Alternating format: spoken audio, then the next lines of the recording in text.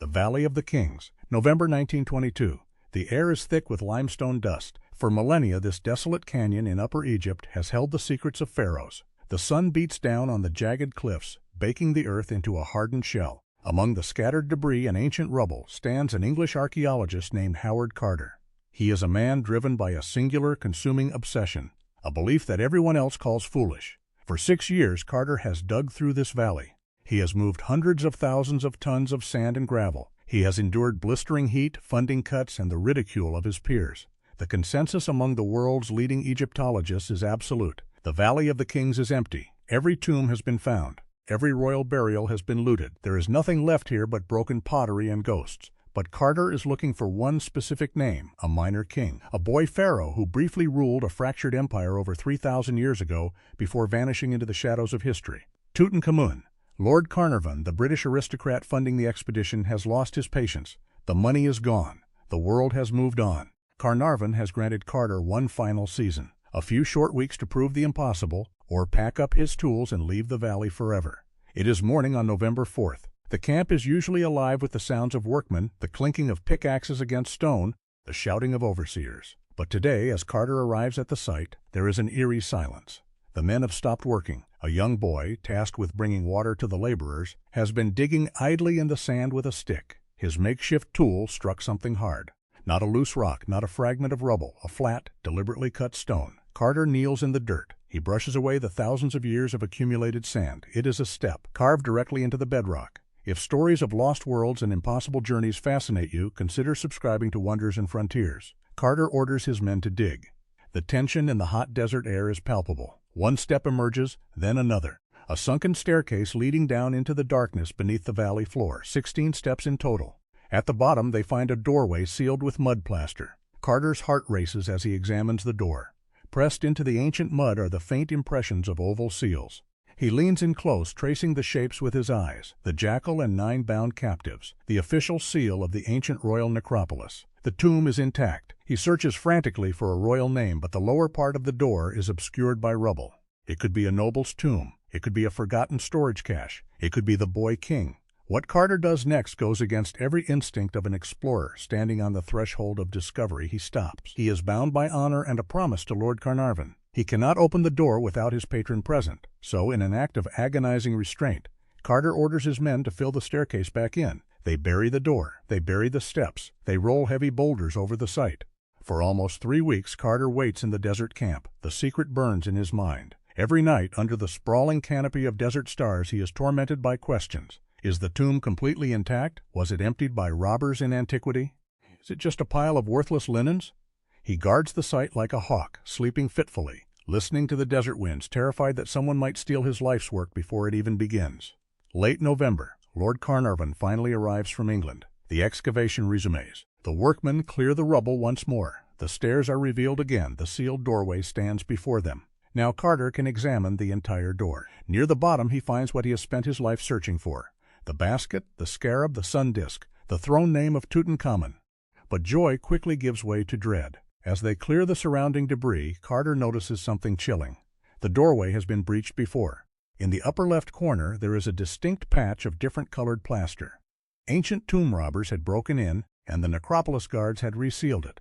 The tomb is not virgin. It has been violated. They take down the door. Behind it lies a descending corridor, completely filled with heavy white limestone chips. It is a deliberate blockade designed to stop intruders. For days, the workmen labor in the cramped, suffocating tunnel, carrying out the stones basket by basket. The air grows stale. The heat underground is oppressive. 30 feet down the passage, they hit another wall, a second sealed doorway. It is November 26, 1922. The defining moment of archaeological history. Carter stands before the second door. Carnarvon is right behind him.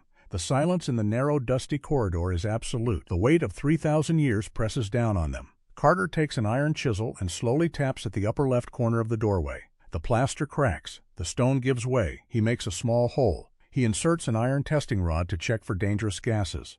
The space beyond is clear. Carter lights a candle. His hands are trembling so violently that the flame dances in the darkness. He brings his face close to the rough stone, pressing his eye to the breach.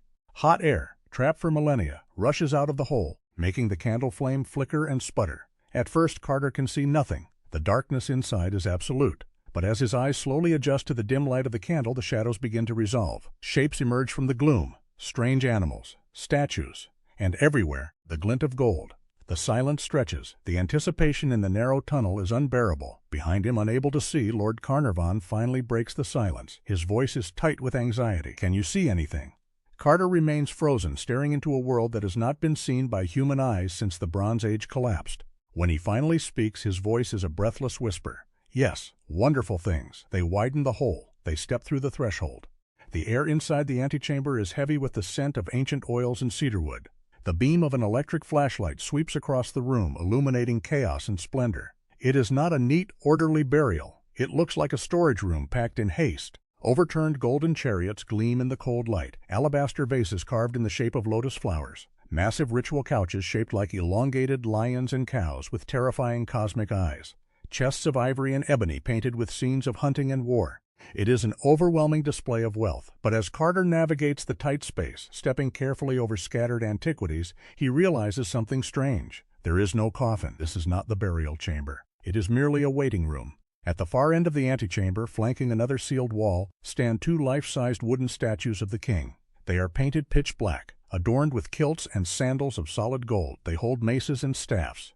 They stand like silent sentinels in the gloom, guarding the ultimate secret. It would take months of meticulous, agonizingly slow work to clear the antechamber before Carter could breach that final wall. When he finally does, he does not find a stone sarcophagus sitting in an empty room.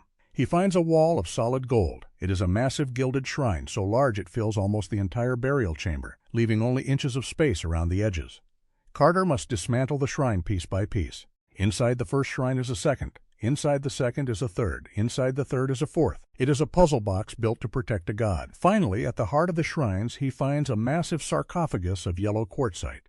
Inside, nested like the shrines, are three coffins in the shape of the king. The first two are made of gilded wood. The third coffin is astonishing. It takes 8 men to lift it. It is crafted entirely of solid, thick gold. When the lid of the final coffin is raised, the journey ends. Lying in the depths of the gold is the mummy of the boy king. Covering his head and shoulders is the iconic death mask. Perfect, serene, immortalized in beaten gold, lapis lazuli, and obsidian. The eyes stare upward into the darkness, holding the secrets of a fallen empire. The world erupts in a frenzy.